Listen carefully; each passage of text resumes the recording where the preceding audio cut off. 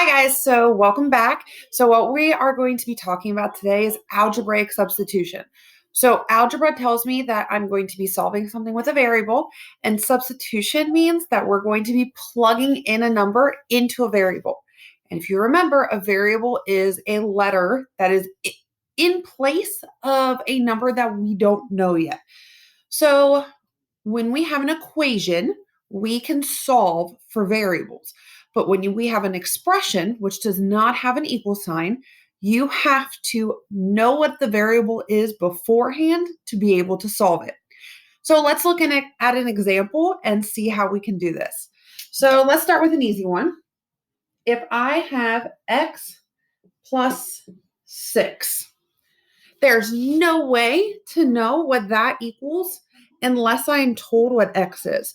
So if I'm told that x equals 3, now I can substitute in the value for x into my expression to solve it. So I'm going to place 3 where the x is. So I'm going to write it down below it. It's 3.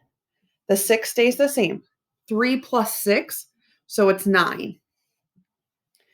So your expression has the value of 9 as long as you know that x is 3.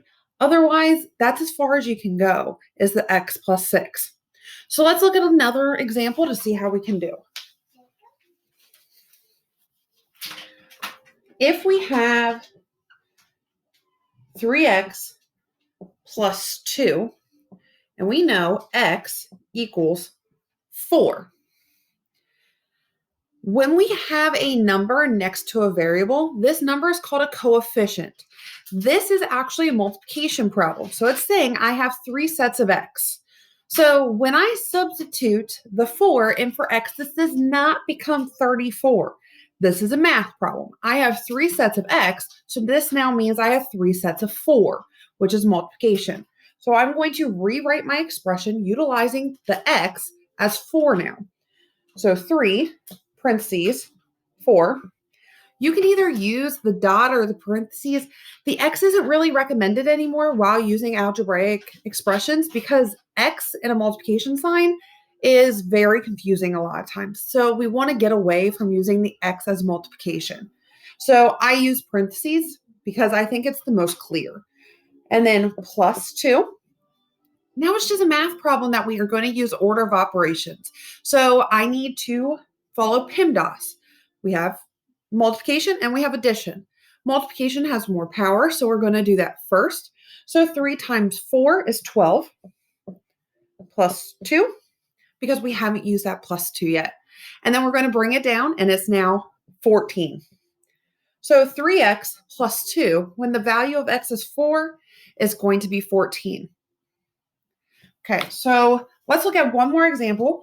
What happens when I have more than one variable? And it works the exact same. You just have to know the value of each variable. So let's say I have 5x plus 2y. This is actually 2 multiplication problems together that we're going to add the products of. So let's say I know x is equal to 6 and y is equal to 2. So we're going to rewrite it with the value of x and y in place of the respective letter. And remember, when I have a number next to a variable, this is a multiplication problem. This is 5 sets of x. So this is going to be 5 sets of 6. 5 times 6 plus 2 times 2. So our steps are to substitute in the number in for our variable, then simplify by solving. So both of these multiplication problems need to be done before we can add anything. So 5 times 6 is 30. 2 times 2 is 4. Don't forget to bring down your addition sign. So 30 plus 4 is going to be 34. I hope you guys found this video helpful. Remember, this is about algebraic substitution, so substituting in the values of variables into expressions to be able to solve them. If you have any questions, please reach out to me in the comments. Like this video, and I hope you guys have a great day. Bye.